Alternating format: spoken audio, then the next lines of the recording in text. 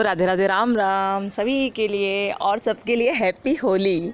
आज होलिका दहन है, आपको पता ही है। ठीक है, तो कब से करेंगे? 9:30 बजे के बाद होलिका दहन करना मुहूर्त ठीक है उस टाइम। ठीक है, और क्या है? और हाँ, आपकी अधिसूचना क्या जारी हुई है? वैसे ये सूचना आप कई बार देख चुके होंगे, क्योंकि यहाँ डेट बढ़ती ही रहती है, क्योंकि यहाँ कोई भी कार्य कभी भी ज़मीनी स्तर पर होता ही नहीं है। हाँ, किसकी बात करें हम? आपकी यूनिवर्सिटी की। ठीक है, चलिए देखते हैं क्या नई सूचना है। सूचना ये है, जैसे हम 2 बार पहले बता चुके हैं कि आप जो मुख्य परीक्षा वाले हैं ना, जिनकी 2021-22 की परीक्षा है, कौन कौन सी क्लास की? BA BCom. तो बीए बीकॉम की सेकेंड ईयर की परीक्षा और थर्ड ईयर की परीक्षा। ठीक है, बीए बीकॉम की सेकेंड ईयर और थर्ड ईयर की परीक्षा। ओके, अब चाहे आप प्राइवेट वाले हों, चाहे आप रेगुलर वाले हों। ठीक है, इसमें दिख रहा होगा ना सही से? देखिए, तो बीए बीकॉम की द्वितीय और तृतीय वर्ष की परीक्षा और बीएससी बीकॉम की द्वितीय एवं तृतीय वर्ष की परीक्षा तथा परास्नातक बोले तो पोस्ट ग्रेजुएट। तो इसमें क्या? इसमें एमए एमकॉम की प्रथम वर्ष एवं द्वितीय वर्ष। ठीक है, यानी कि एमए की प्रथम वर्ष, एमकॉम की द्वितीय वर्ष। ठीक है, देख लेना, आपको पूरा ये लेटर मिल जाएगा वहाँ। तथा एमएससी के प्रथम एवं द्वितीय वर्ष के, देखा है, एमएससी के प्रथम एवं द्वितीय वर्ष के साथ साथ उक्त पाठ्यक्रमों के भूतपूर्व छात्र छात्राओं के आवेदन पत्र पूरित करने की तिथि 15/3/2022 को विस्तारित करते हुए 21/3/2022 तक निर्धारित की जाती है। देखो, ये लोग क्या ही कहूँ, पता नहीं, ना टाइम नहीं मिलता कि ध्यान नहीं रहता कि क्या करते हैं, नहीं पता हमें। पहले यही डेट 2 तारीख रखी गई थी। 2 मार्च से फॉर्म की स्टार्टिंग थी, 10 मार्च को एंड था। ठीक है, लेकिन 2 मार्च को ये ज़मीनी स्तर पर इस काम को नहीं कर पाए, इसलिए 10 मार्च के बाद इन्होंने कर दिया 15 मार्च। क्या कर दिया? 15 मार्च। ठीक है, 15 मार्च तक भी ये लोग कुछ नहीं कर पाए, 15 भी निकल गया और आज कितना? 17 तारीख है आज। तो अब इन्होंने कर दिया 21 तारीख लास्ट। ठीक है, 21 तारीख लास्ट से आप क्या कर सकते हैं? तो आप अपना फॉर्म भर सकते हैं। ठीक है, मतलब आप बीए बीएससी बीकॉम वाले हों, सेकेंड ईयर और थर्ड ईयर वाले हों। ठीक है, और एमए एमकॉम के फर्स्ट ईयर और सेकेंड ईयर वाले हों, या एमएससी के फर्स्ट ईयर और सेकेंड ईयर वाले हों, तो आप लोग अपना फॉर्म भर दीजिए। ठीक है, इसमें लिखा है आवेदन पत्र पूरित करने की अंतिम तिथि कितनी है? 21 तारीख है। ओके, 21 तारीख है, तो आप लोग भर देना। ओके, तो यहाँ तो ये रही ये बात कि जो भी बच्चे एडमिशन लेना चाहते हैं वो भी भर देना, फर्स्ट ईयर वाले, और दूसरा जो सेकंड या थर्ड ईयर वाले हैं वो भी भर देना। पहली बात ये हुई। अच्छा, दूसरी बात आपको एक बात बताऊं कि ये तो एक बात हुई, लेकिन दूसरी बात ये है कि कुछ बच्चे पूछ रहे थे कि जो हमारा एग्ज़ाम होगा वो OMR बेस्ड होगा या फिर वैसा होगा, डिस्क्रिप्टिव होगा। तो भैया यूनिवर्सिटी ने कह दिया है कि जिनका अभी पिछली साल जो एग्ज़ाम OMR बेस्ड हुए थे वो OMR बेस्ड ही होंगे। ठीक है, मतलब पिछले साल बीए के एग्ज़ाम OMR बेस्ड हुए तो इस साल भी OMR बेस्ड ही होंगे। लेकिन जिन बच्चों के OMR बेस्ड नहीं हुए थे, यानी कि डिस्क्रिप्टिव हुए थे, तो उनके डिस्क्रिप्टिव ही होंगे। ठीक है, तो बीए के या एमए के या किसी के भी जिनके OMR बेस्ड पे पहले हुए होंगे वो अब भी OMR बेस्ड पे होंगे, और जिनके पहले डिस्क्रिप्टिव होंगे वो अब भी डिस्क्रिप्टिव ही होंगे। ठीक है, एक बात आपको समझ आ गई होगी, ये बात है ना। चलो, 2 बात हो चुकी है आपकी। अब तीसरी बात क्या है? तीसरी बात ये है कि वहाँ पर जो आपका एग्ज़ाम है वहाँ उन्होंने लिस्ट जारी कर दी है। ठीक है, वो हम आपको एक चीज़ दिखा देते हैं, उसमें क्या है दिखाते हैं आपको। देखिए, यहाँ पे आज बहुत सारे लेटर इन्होंने यहाँ पर दिखाए हैं, जारी किए हैं, तो आप इन सबको देख लीजिएगा। इसको देख लेते हैं हम लोग, क्या है ये। ठीक है, इसको देख लेते एक बार, जो हम दिखा रहे हैं ना, जिसमें बोला गया है। तो देखो, ये तो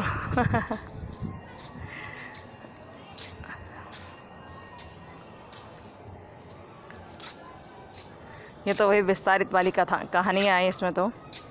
ठीक है, क्या था मुख्य रूप से जो हम आपको दिखा रहे थे?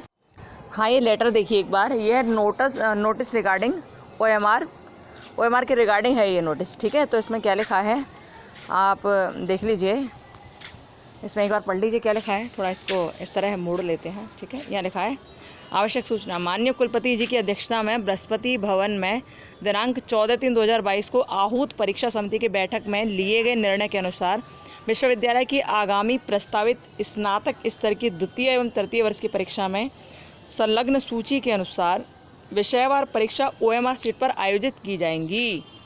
किस पर? OMR सीट पर। कौन सी क्लास की? स्नातक स्तर की द्वितीय और तृतीय वर्ष की। ठीक है, किस पर होंगी?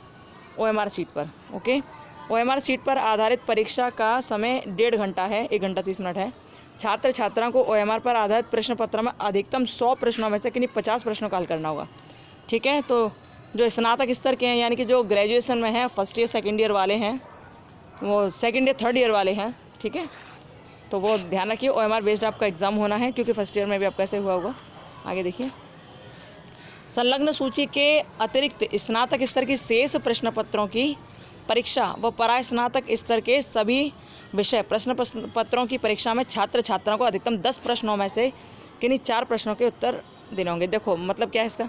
मतलब ये है कि जो ऊपर लिखा हुआ है ना, यहाँ जो लिखा हुआ है कि भैया स्नातक स्तर के जो बालक हैं उनकी OMR बेस्ड होगी सेकेंड ईयर और थर्ड ईयर वालों की। ठीक है, ये लिखा हुआ है, लेकिन इसमें ये भी लिखा हुआ है कि जो ऊपर लिखा हुआ है ना, ये सारी चीज़ जो लिखी हुई हैं हमने पढ़ लिया, इन लोगों की OMR बेस्ड होनी है।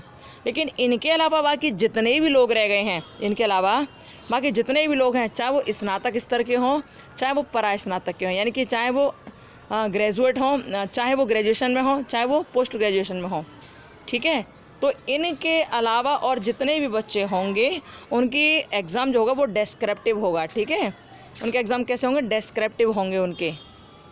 ओके, कुल 10 प्रश्न मिलेंगे और 10 प्रश्नों में से उन्हें कितने प्रश्नों को हल करने? किन्हीं 4 प्रश्नों को हल करने होंगे उन्हें। ठीक है, किन्हीं 4 प्रश्नों के 10 में से।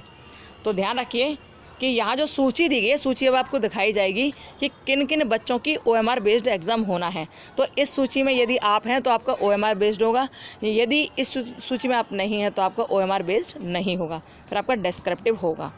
ठीक है, देख लीजिए यहाँ लिखा है स्नातक स्तर की वर्ष 2022 की मुख्य परीक्षा में OMR सीट पर होने वाली परीक्षा के विषयवार प्रश्नों पत्रों की सूची। ठीक है, वर्ष 2022 की मुख्य परीक्षा में BSc द्वितीय तृतीय वर्ष की परीक्षा में OMR सीट पर होने वाले प्रश्न पत्रों की सूची तथा प्रश्न पत्रों को हल करने की समय सीमा 1 घंटा होगी, 1.5 घंटा होगी। ठीक है, देखिए क्या है इसमें, ये देखिए BSc सेकेंड ईयर और थर्ड ईयर के लिए ये सब्जेक्ट भी दे रखे हैं और मार्क्स भी दे रखे हैं।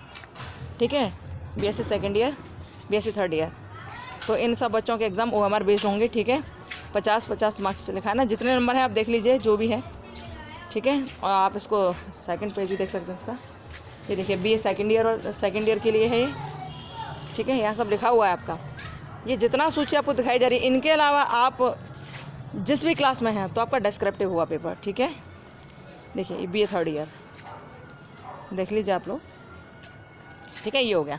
अच्छा, ये हो गई 2 बात।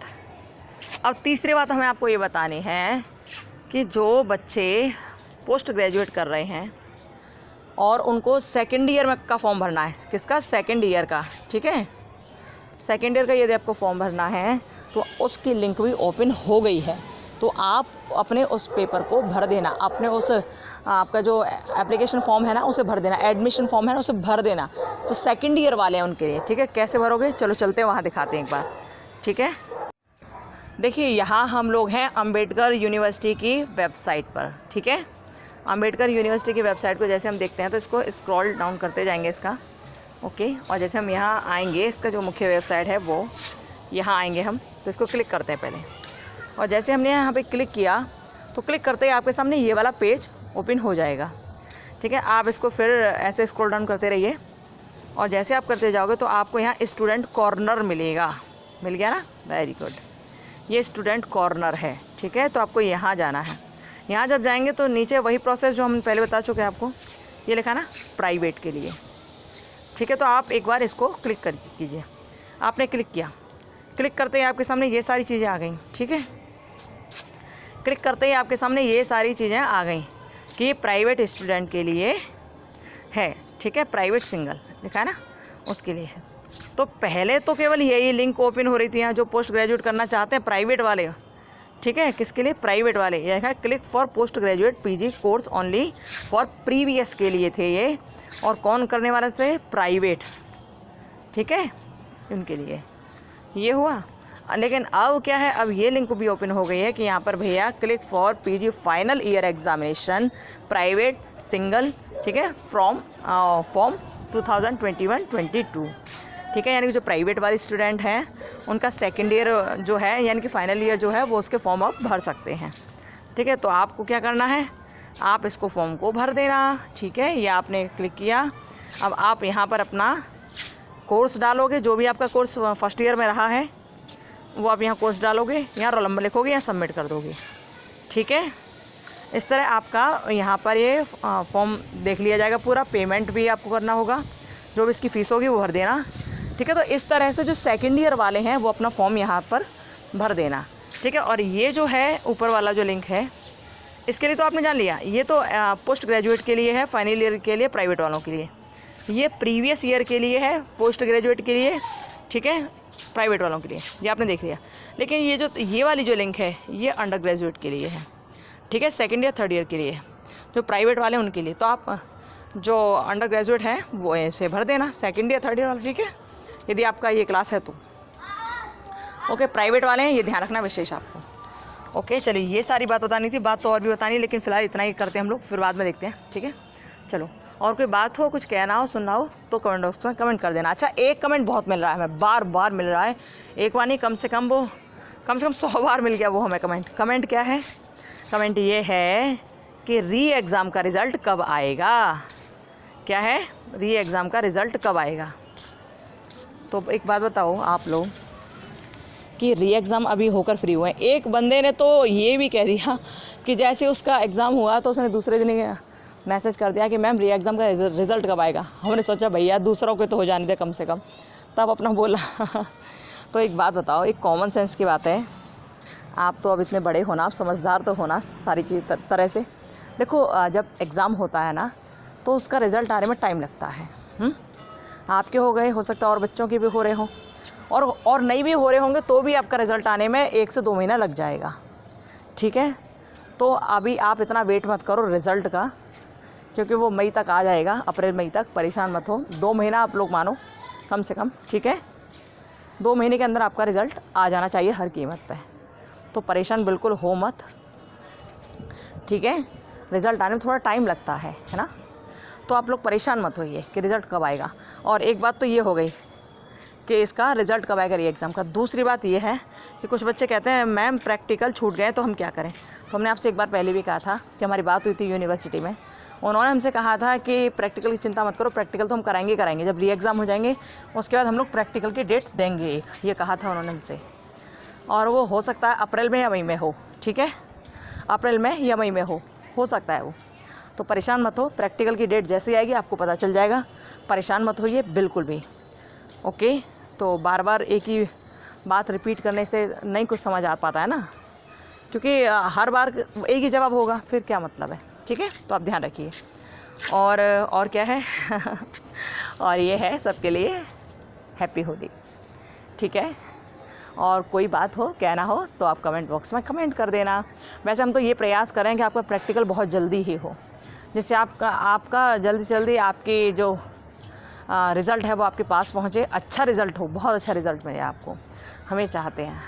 और आपके जो री एग्ज़ाम हुए ना बढ़िया हुए होंगे, टेंशन लेना मत, बढ़िया तरह पास हो जाओगे, परेशान मत होना। अच्छे इतना तो आपने कर ही दिया होगा, क्योंकि इस बार जो पेपर आए थे बहुत टफ नहीं थे, ईजी थे, ठीक है, जहाँ तक कर दिया होगा। और सब ठीक होगा, परेशान मत हो, कुल मिलाकर ये है, ठीक है। चलो रखूँ, ओके बाय, राधे राधे, राम राम, खुश रहिए, मस्त रहिए, अपना ध्यान रखिए। कोई फिर भी कुछ बात कहनी हो तो कमेंट बॉक्स में लिख देना, ठीक है। बाय, राधे राधे।